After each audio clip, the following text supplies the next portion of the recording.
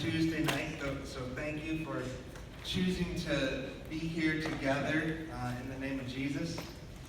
And for the last 3 weeks, we've been going through a series called Why So Anxious? And we experience that all the time. Why am I so stinking anxious? Why am I worried, fearful, apprehensive, nervous, impatient, or just stressed? All of those have to do with anxiety. Now, hopefully you don't feel those things all the time in every season. But when we do feel anxious, the more important question is, what can I do about that? Can I relieve this anxiety? Is there something I can be focusing differently on? In the first 2 weeks of the series, we looked at what we can do about anxiety when we cannot do something about the situation, and that's causing the anxiety. And that can be so frustrating, and we experience it all the time, but we don't seem to gain any life training in how to deal with that. And so, other than maybe someone tossing around a quotable verse here or there. So we broke that down into some practical steps, so those first couple of weeks, that can lower our anxiety when we apply them. So if you missed those, you can check those out on our YouTube channel. Last week, we looked at a different type of anxiety, one that we can do something about, and that's when we face decision anxiety. Whether we're feeling anxious about making the wrong decision, or even just the choice that's slightly worse. Like, we can get anxious about that, and that leads to indecision, and then indecision leads to more anxiety. It just goes around that cycle. And we learned some good decision-making practices which can help us break that cycle of anxiousness. Tonight we're going to wrap up this series with another anxiety situation that we can influence. It won't necessarily be easy, but we can do something about it. And I'd like to introduce this concept with the parable that Jesus told. A parable is simply a story that has a spiritual point or a moral to it. And Jesus used those all the time. It was one of his favorite ways to teach. And one of Jesus' more well-known parables was a story about 4 kinds of soil. And he said a farmer scattered seed. It landed on these 4 different kinds of soil: the path, rocky ground, thorny ground, and good cultivated soil. And then he described what happened to the seed in each of those cases. And that was the end of the story. Good story, Jesus. Actually, it probably was a good story because Jesus was a master storyteller. But he taught using parables so that only the people who were looking for the deeper spiritual meaning would notice it and find it. And later on, he told his disciples what the key was for understanding this parable of the soils. He said the seed represent the gospel, the good news of Jesus. The soils represent the conditions of people's hearts when they hear the gospel. And I'd like to zoom in on his explanation of the thorny soil in particular. So this is Matthew 13, verse 22. Jesus said, "As for what was sown among thorns, this is the one who hears the word, but the cares of the world and the deceitfulness of riches choke the word, and it proves unfruitful." So in the surface level story, Jesus said that the thorny ground, the seed took root, it started to grow, but then the thorns around it choked out the plant, and it never yielded any fruit. For the spiritual meaning of the parable, he's saying that these were people who responded to the message of Jesus. They experienced life. They started to grow, but then the cares of the world, the deceitfulness of riches, choked their faith so that they never matured or produced fruit. So Jesus talked about the cares of the world, and that word for cares is also translated as worries or anxieties in other places. So it's not talking about like nurture care. It's talking about this is laying upon my mind. And it's the Greek word. The New Testament was originally written in Greek. The Greek word there is merimna, which means cares, worries, or anxieties. And I was looking at that. I got some software on my laptop that allows me to look at the Greek and Hebrew gives definitions and everything. So I looked a little more closely and found something really interesting. This Greek word merimna comes from the root word merizo, which means divided. An example of that, Jesus used the word when he said this in Mark 3:24-26.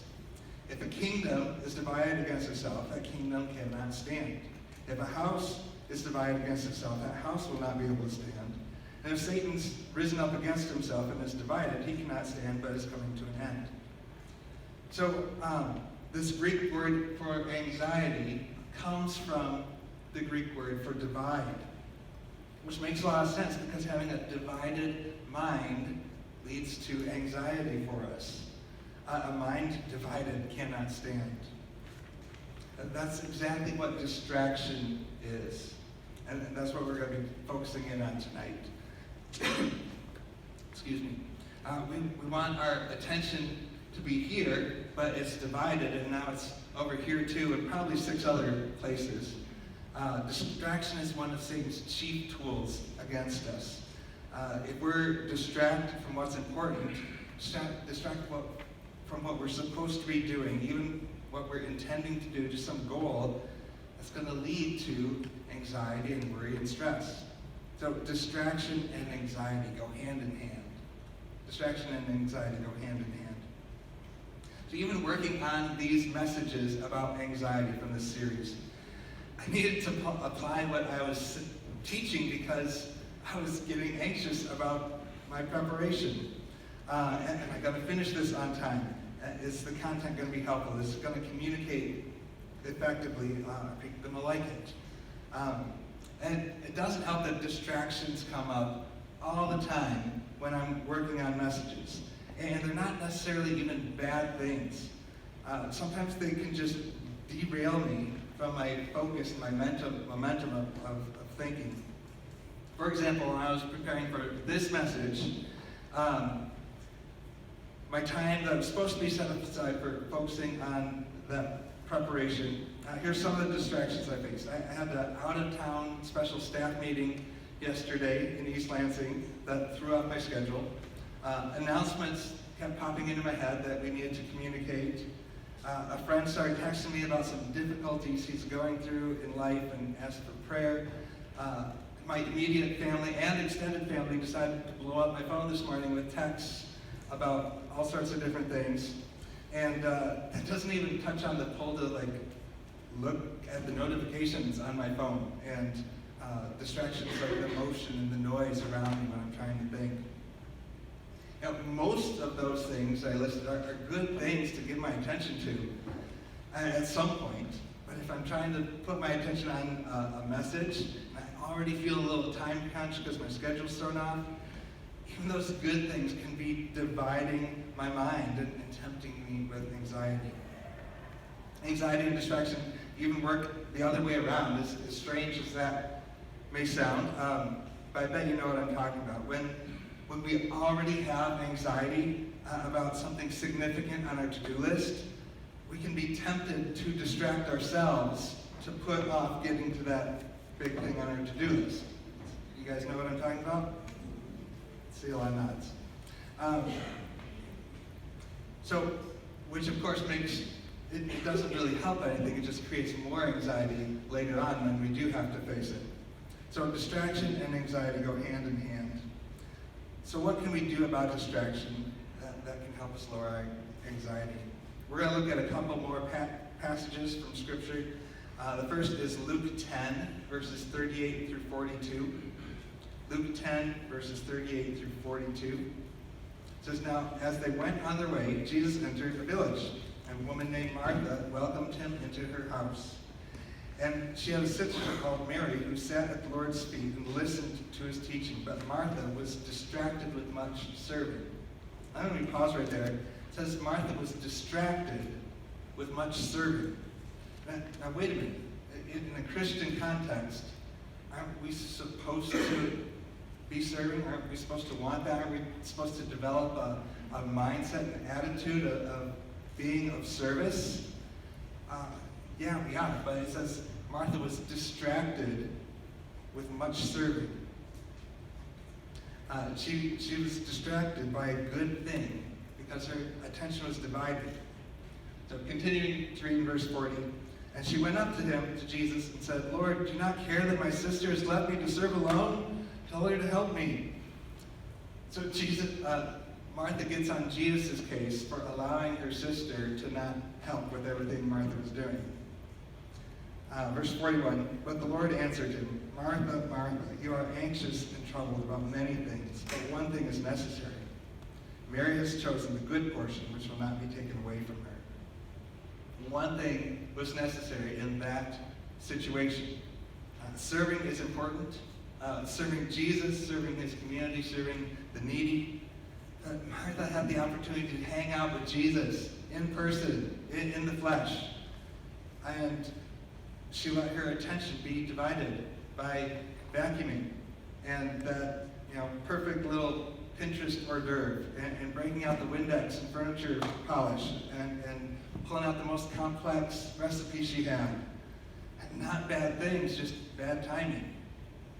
They ended up being distractions because she wasn't giving all of her attention to the most important thing for that moment.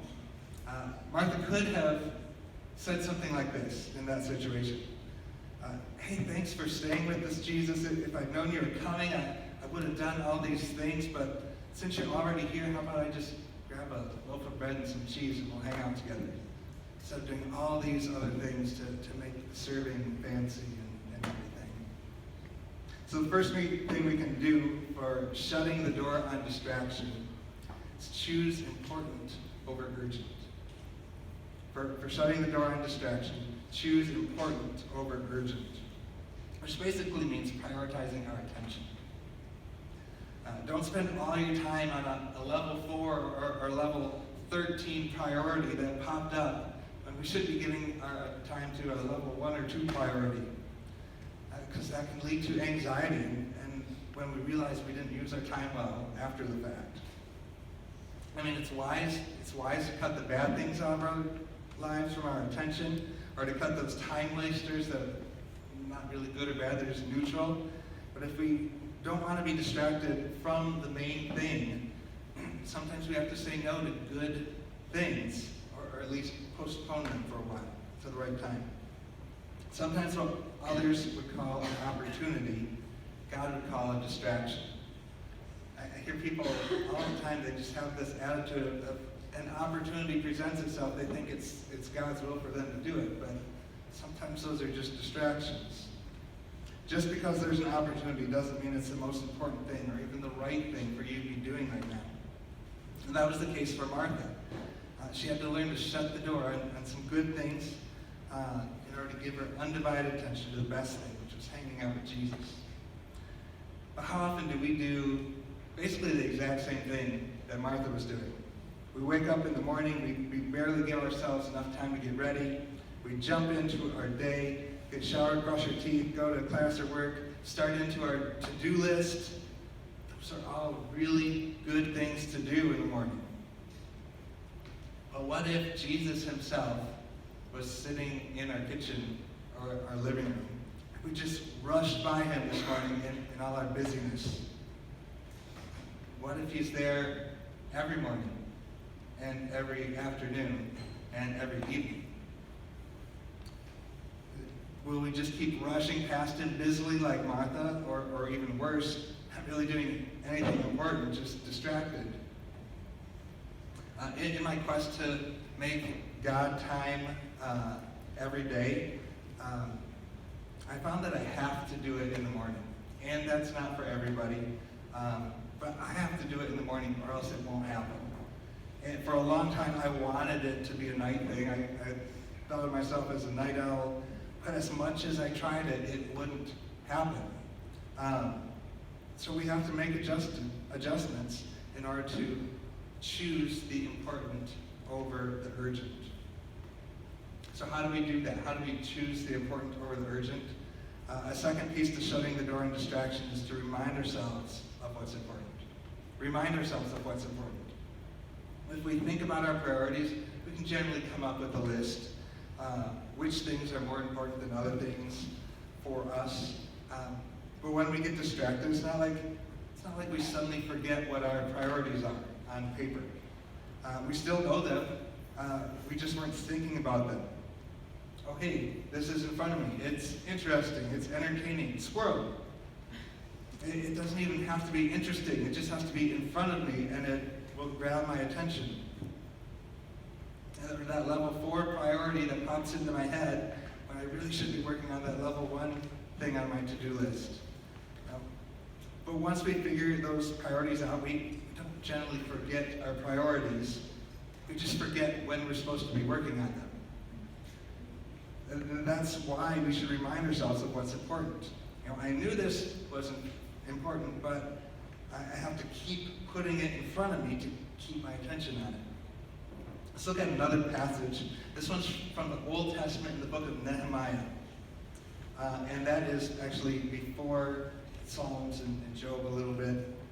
Nehemiah, it's kind of a neat book. It's written in first person, so it's like this guy's journal of what happened.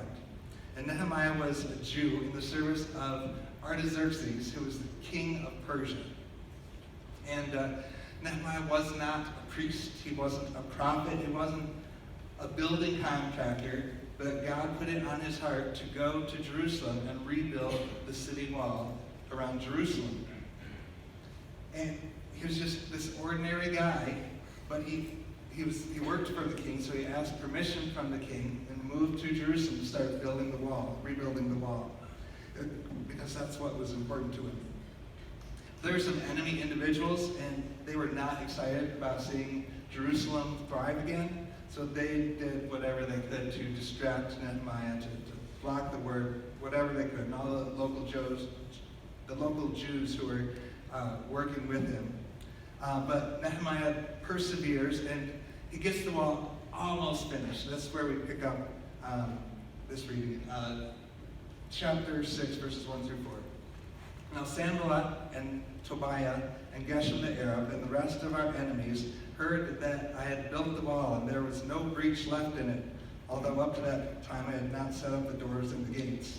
Sanballat and Geshem sent to me, saying, "Come, let us meet together at Hecaphim in the plain of Ono," but they intended to do me harm. Just a little tip, if your enemies ever ask you to meet them in a place called Ono, don't do it. Anyways, in verse 3, I sent messengers to them saying, "I'm doing a great work and I cannot come down. Why should the work stop while I leave it and come down to you?"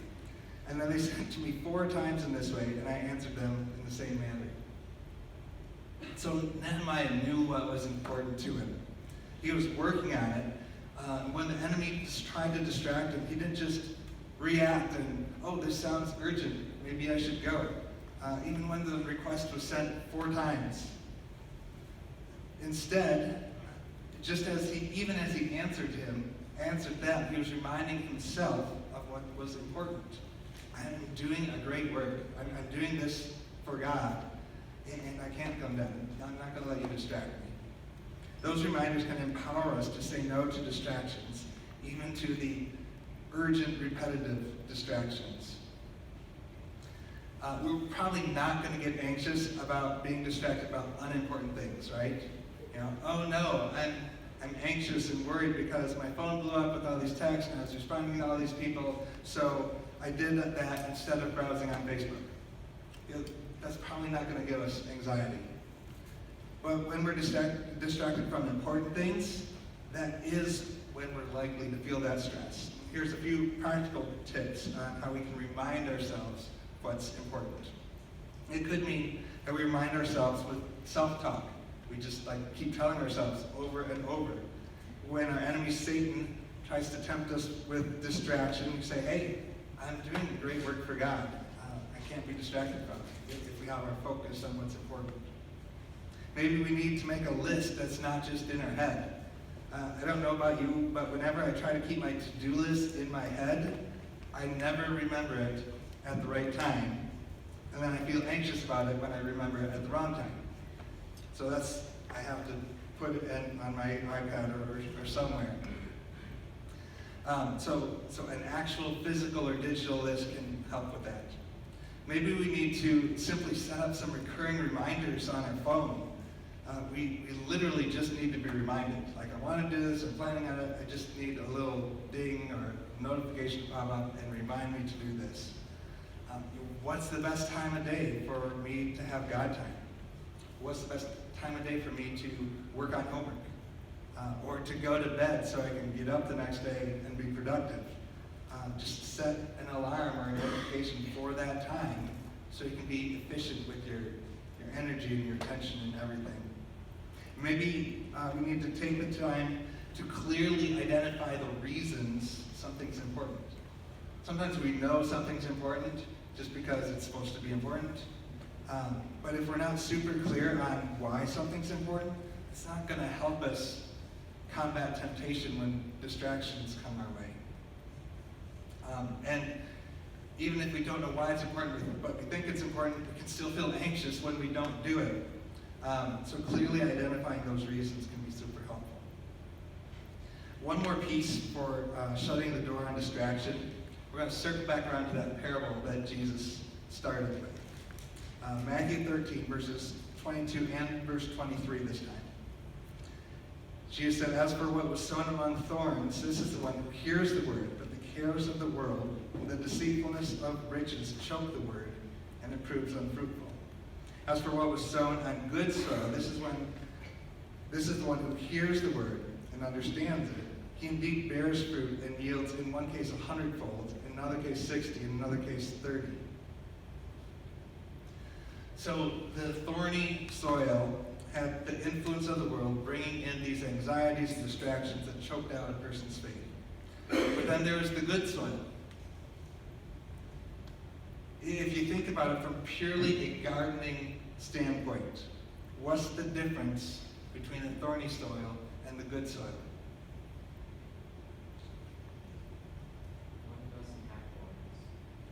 One doesn't have the thorns, one does. It's that simple.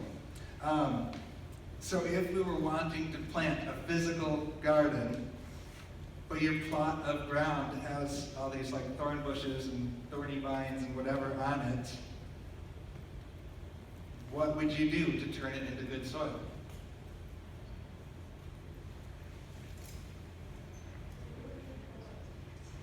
What was that? Remove the thorns. Remove the thorns. That's a great idea. Also for shutting the door on distractions, we can choose important over urgent. We can remind ourselves what's important. And the third piece is to declutter our life. Declutter our life. Pull the thorn bushes. Work the ground. Cultivate the soil. And that we could do that decluttering in some different ways. It might mean physical decluttering. Maybe it's time to clean your bedroom or the kitchen or your vehicle. It's amazing how the physical clutter in my life can sometimes distract me from working on bigger, more important things. I think, man, I should work on this big project, but look at this mess. I should really clean that up. I don't feel like cleaning that up right now. So, okay, I'm going to go check out Disney Plus. Like, we can get derailed so easily. It's kind of ridiculous. So, some physical decluttering could help that out. Decluttering might mean digital decluttering. Maybe it's time to unsubscribe from some of the emails and the text alerts that you get that aren't super important because they just waste our time reading them or even just deleting them without looking at them. Those can waste our time. Maybe rearranging your apps. Hide Facebook in a folder so it's not right there when you pick up your phone, and it puts it one step further from just opening it out of habit. Maybe some show that you stream fills your ears and eyes and attitudes with things that are supposedly contrary to your values. Maybe it's time to just pull that weed of distraction. Decluttering might mean calendar decluttering. Remember, sometimes what the world calls opportunities, God would call distractions. So decluttering our schedule can help free up our time, save some space so we can invest in the more important things. And decluttering, lastly, might mean mental decluttering. When was the last time you slowed down? Actually paused everything to find some solitude with God or some mental stillness. If your mind's always racing, just take a moment, maybe once a day, maybe once a week, to be still and let your mind rest. Surrender. Listen to God. And see what happens with a clearer, refreshed mind. Do some of that hard work, cultivating your heart so it can become good soil. Pull the weeds, remove the obvious distractions, and that should naturally lower our anxieties in the process. So let's close the series where we began with the passage in Philippians chapter 4, verses 4 through 7. Rejoice in the Lord always. Again, I will say rejoice. Let your reasonableness be known to everyone. The Lord is at hand. Do not be anxious about anything, but in everything by prayer and supplication. With thanksgiving, let your requests be made known to God. And the peace of God, which surpasses all understanding, will guard your hearts and your minds in Christ Jesus. Let me pray. God, thank you for this time together. God, I thank you for this community and pray that you'll continue to grow it together as a community through the events we've had recently, the events we're coming up, the groups that have been going and will be going. God, continue to build our community. And God, help us close the door on distractions. We waste so much time that could be productive for you, that could be restful, that could do so many awesome things. Help us realize where those are in our lives and make a change. Even just one thing as a step in that direction. God, help us have the courage to do that hard work. God, we thank you and pray that we'll be able to do that even as we kind of wind down the semester, even to make studying more effective and more efficient, and time with you, everything, God. God, we thank you and we pray this in Jesus' name, amen. So we're going to have a little discussion time. If you haven't been here before, we just have a few messages we put up on the screen, a few questions, so we can process a little bit before we just move on with the rest of the night. So we'll have some worship and some more music after this. But find someone that you know, and then the two of you find a pair that you may or may not know, and then start going through these questions.